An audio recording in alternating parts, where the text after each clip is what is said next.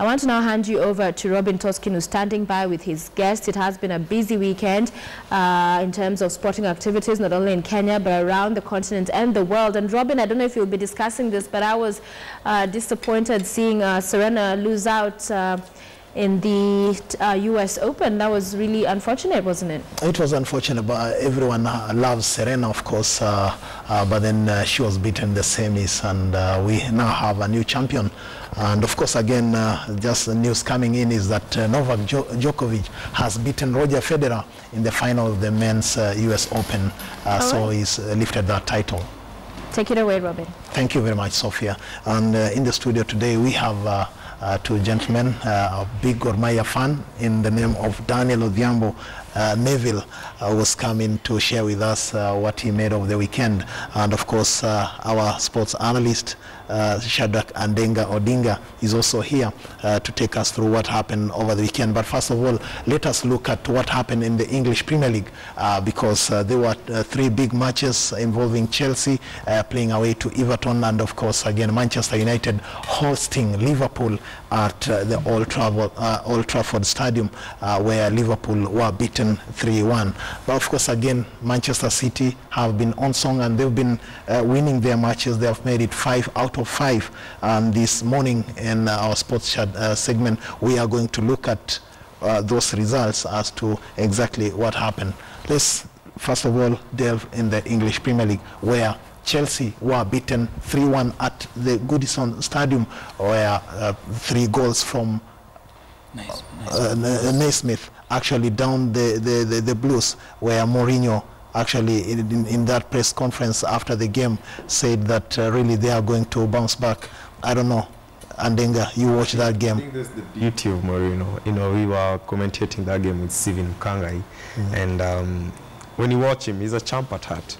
You know, I remember when Cameroon went down, the last game, or what his name, Mboma. I remember Mboma. Yep. When he captained Cameroon, he said that, you know, the Lions have gone down, but they're still the Lions. You know, so that's one thing I like about Mourinho. Like, even when he goes down, he still knows he's a champ at heart. And to be honest with you, analyzing the English Premier League right now, any team can be beaten. I saw Manchester City, they were struggling. It's kind of, they won the last minutes. Crystal Palace lost their chances. Manchester City won at the last minutes. It means it's a very, very tough league, and we can talk about it in November, December, next year, January. I know, it's too early right now. I know, Daniel, your eyes, everything was in the Gor Mahia match, but then you must have followed the English Premier League. Chelsea, what did you make of that defeat at Everton? I think Chelsea just tried their best, although you can say that in the beginning now they've had a very bad start, and I think they are compensating the wins they gained last season, you see. And Mourinho, being someone who can't back down whatsoever in his ego, he must appreciate that in whatever he does, he's a victor. Are you getting that? So as they were playing, then they were surprised with the manner in which Naismith had to come out of the game with the hat trick and one consolation goal from the Chelsea side. So, okay, as far as I'm concerned, Mourinho is just a good coach. He's a good coach. He can't give in to any pressure piling on him that why are you losing, why aren't you playing the way you were playing last season. These teams have just played 4 games. Four games. This is just the beginning. They've not even attained the quarter part of the whole season of the games that they're supposed to play. And that loss, 3-1 loss to Everton, came then later on. Arsene Wenger leading Arsenal to a 2-0 victory over Stoke, the first win at Emirates. Did it? How did it go with the Arsenal fans? I think for Arsenal, it's about trying to win the confidence back. You know, it's a team that I think the last time they saw glory was the squad that used to be captained by Thierry Henry, Robert Pire. You remember that squad? Laurent Etame Maya, Patrick Vieira. You know, that was a very, very formidable squad, Sure. you know. But, and then came the new generations, you know, Vieira left, you know. They haven't been able to replicate that. I think the fans just don't want an AFA. They need an English Premier League title. They need a Champions League. One, of exactly. They want, you know, things like that. So it gets to a point where the fans are a little bit, they're not patient with you. They'll probably start behaving like FC Leopards fans. They're never patient. You know, so it becomes a problem even to the coach. But again, you have to look at the policies of the club. It is not like Real Madrid or Manchester City or Chelsea, Sure. where if I want to buy Robin Toscini, I'll go straight at him. Those are policies at Arsenal that are heavily influenced by the board. But of course, they've started winning. And I've been following your Facebook posts. I know you have some affinity for Manchester United. Yeah. They played against Liverpool. They won an impressive 3-1 win over Liverpool, their old enemies. I'm just happy, Toskin.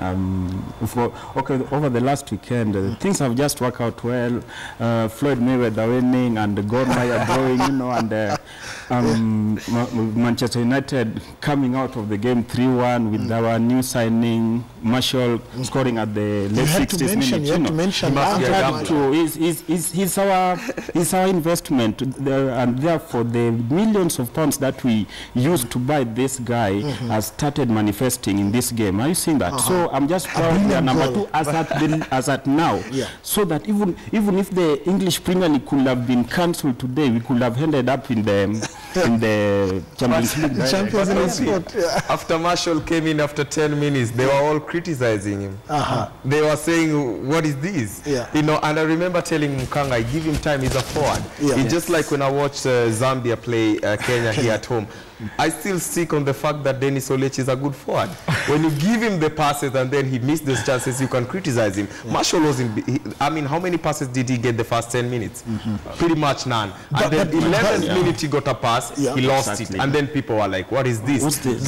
Around 13th minute, he got a pass, he shielded the ball, he won a foul. 15th minute, he got dribble past a couple of players and then he scored a goal and then people were like, wow. So we have something here. It was a very good way of announcing yourself. Yeah, it is a good way, but again, it shows you the impatience that fans have with these players. You know, it's a high time that people realize that they are just normal people like we are. Exactly. You know, for Marshall, I think in that game, I think as a young player, that was a very, very nice way of announcing his debut in the World Series. Remember, it reminds me of Cristiano Ronaldo when he played against Manchester United at Sporting Lisbon. Yeah. And then Paul Scholes, Ryan Giggs, they told Alex Ferguson, we have to take this lad because he showed himself. But then on that game, I also mentioned Benteke. That was a spectacular. That was a cracker. In fact, that was the goal of the weekend. But I would say, I expected a tie in that game. But the problem with Liverpool, they tried to get in the Manchester United trial of game because first half Manchester United had a larger percentage of possession. Exactly. Yeah. They possessed the game so well, but they lacked creativity getting in the 18-yard box. And then Liverpool tried to play that. They would have played their own style. De Gea was standing. Yeah, of course, he made some important saves. Do you think Manchester United have turned the corner? You think they are now ready to cruise? Okay, the last game Manchester played before playing the last weekend's game, they had a draw. And the last game they played before today now, they had a win. So we can't really determine because, as I earlier said, is they've just played 4 games actually, and we have to determine for the next 2 or 3 games that they'll play. That's when we'll have a head start and make a conclusive decision that actually this team has just progressed to whatever level that we want them to be. Unlike Chelsea, who are still holding on to 10 points. Are your friends okay? 15th position right now. Exactly. I mean, people like Kimeo, are they okay? Have you talked to them? I saw Kimau today in the morning, and he had to head. I don't know. He ran actually. He physically disappeared because of this outcome. He's got to stick with his Chelsea exactly, team. And but I know things are going to work out well for Chelsea. I pray for them, but I also pray that we finish ahead of them. The big one now, because we need to move on to the Kenyan Premier League, where, of course, I know you've got the biggest interest as a Gor Mahia fan, because on Sunday yesterday, Gor Mahia had to be delayed from being crowned as the Kenyan Premier League champions after they were held to a 0-0 draw by Ulinzi Stars. That match was played at Afra Stadium, and all Gor Mahia fans, came out in their numbers. They drove all the way to Nakuru to support Gor Mahia. The Green Army was there in full swing, and we expected them maybe to beat Ulinzi Stars, but it was never to be. Andenga, do you think Gor Mahia have done enough to be crowned the Kenyan Premier League champions for the third time in a row? At a player's perspective point of view, I think the players have given it all. The players have given it all. I'm a footballer too, and I'll tell you one thing: when you see a player getting to that level, he's given it all. So I'll say congratulations to the players. But I wish Ulinzi, the way they played yesterday, they would have started the league that way. That is typical Matano style of play. But they will. I mean, their forwards are a little bit misfiring. I'm looking at those pictures, Daniel. Were you part of that crew that went down to Nakuru? Unfortunately, I was tied up somewhere, but whenever God plays, even if I'm in mass, I will always follow it. When I'm not there physically, I'll be there by vision to see just how the game is going on. They really played out, even though it was tough. Clearly, those fans were enjoying themselves. Exactly. And they had the good feeling that they are going to lift that. What are they doing to that bus? For Christ's sake.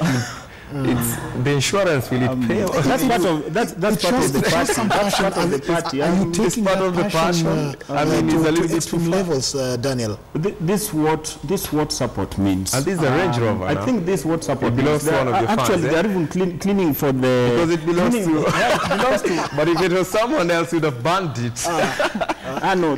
Okay. One thing I know with the Gor fans is at the slightest point of any provocation is when they also show that part of their hooliganism, even though it's not recommended in the country. But I'm not supporting it. Let me take this opportunity, because you are Gor Mahia fan and you are in the studio. You've just mentioned about slightest provocation. What do you exactly mean by that? Because that has been We've seen it more than once, actually. What do you mean by slightest provocation? The seasons over the decades, Gor has always been in the Kenya Premier League, and it's now a tradition that whenever Gor plays and the fans attend the matches, it's always believed that there will always be some kind of misbehavior, some kind of anything to do with the bad mannerism, because it's part of the tradition. So whenever, even if they go, even if they go to the matches, just as holier than thou, the tradition will still repeat itself and say, no,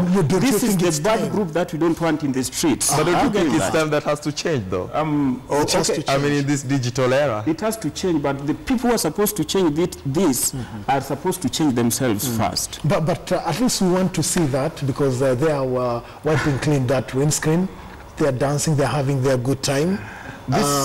Why don't we have this kind of thing day in, day out, every weekend? Day in, day out, you know, like now I'm reporting to work after this show, right? I'm going to dedicate all my passion to my employer, right? But when the weekend comes, when I'm going to have my off, right? I'm going to show my whatever that's in me. I'm balancing these things. I live in two worlds. The one for that fun and the one for submitting my loyalty to my employer, right? Do you think Gor Mahia, deserve this again? I have a problem with a couple of matches. I think their tactics is to win the league in the first leg. But I don't have a problem with Gor Mahia. But when you see, as an analyst or a footballer, because I also played the league last season for City Stars in the first leg, we kind of felt that there's those kind of games that they've been getting a little bit of a push-ups. I'll remind you one of the best teams in the world, Barcelona, you know, but when they had Pep Guardiola, it came a time that football analysts had to question, you know, is this Barcelona really, you know, because it's a very, very good team. They play very, very good football, but when you get to the Champions League semi-finals, you kind of question some of the wins they get. For example, on April 19th, Sofapaka versus Gor Mahia at City Stadium. Yes. You know, when you watch that game closely, and you know, I felt that it was some of the calls that the referees were making, they are really unfair. May 5th, Western Stima in Kisumu, you know, there are some incidences that, you know, you are like, what's really happening here? And you watch on July 12th, Mathare United at Nyayo Stadium. Mathare United were leading a goal down, and you know, it came in second half. Gor Mahia all had to do was power play. You know, they brought in their Julius Yego, Enoch Agwanda.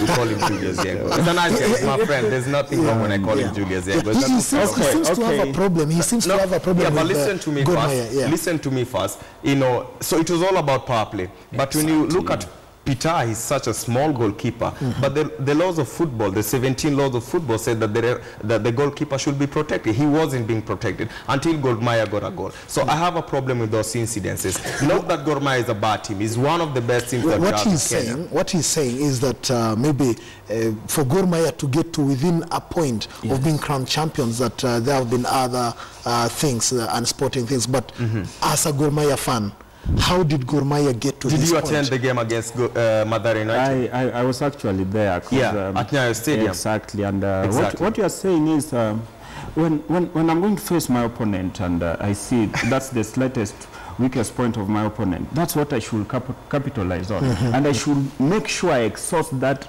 weaker point so that I overcome whatever challenge that I'm having against him. So whatever you're saying about the referee and the lineman. Power play, we put Agwanda there. Good. Yeah, exactly. Yeah, power play is good. That was good. Agwanda is put there to overcome. Exactly, to do exactly that. I don't have a problem with that. I have a problem with the calls the referees make. Why did they not protect Peter? Because it's clearly that Olunga bumped into him and then Medica headed that goal. Okay. Because we may not have enough time to discuss all this. We can take this up with, during our Zilizala Viwanjani program in the evening. But where did Gor Mahia win this title? Because it's almost given that on Wednesday you'll be crowned champions. Yes. If they beat Sony Sugar, that's... Yep. Okay. Or a tie, right? The moment Gor escaped with this title was before they headed to Tanzania for the Sekafa Cup. That's what I can say, because since then they've never been beaten, and they were not beaten even before they headed to Tanzania. They took it from the onset of the Kenya Premier League, because up to now they've played like 25 games and they've not been beaten. They win, they draw, they win. The worst they can never come out with and we complain is a draw. And I say it's just a victory that has been postponed. When they draw with Sony, they beat Sony on Wednesday. They lift the trophy, right? And when they draw, we'll still postpone until we get the 3 points we need to really go with it forever. Keep it in our cabinet. Thank you very much, Daniel. Just to wind up, 5 seconds. Did FC Leopards, Ulinzi, Sofapaka, and Tusker disappoint? I'm not going to mention FC Leopards. I didn't expect them to do well in this season, but I would say Sofapaka, Tusker, and Ulinzi Stars. Those were the teams that are expected to give a major challenge to Gor Mahia, but it came to a point they were just, in Swahili we have a saying that we say nimeli ya kusuasua, so they were not stable, they couldn't get their rhythm. So pretty much that's it. Thank you very much, Shadrach and Daniel, for coming to our studios to help us, dissect what happened over the weekend. And we wish Gor Mahia well, all the fans, on Wednesday, if you get that win or a draw against Sony Sugar to be crowned champions. Viewers, that has been a sports chat of our Morning Express program. We hope that you'll have more time for us next week. I've been your presenter, Robin Toskin.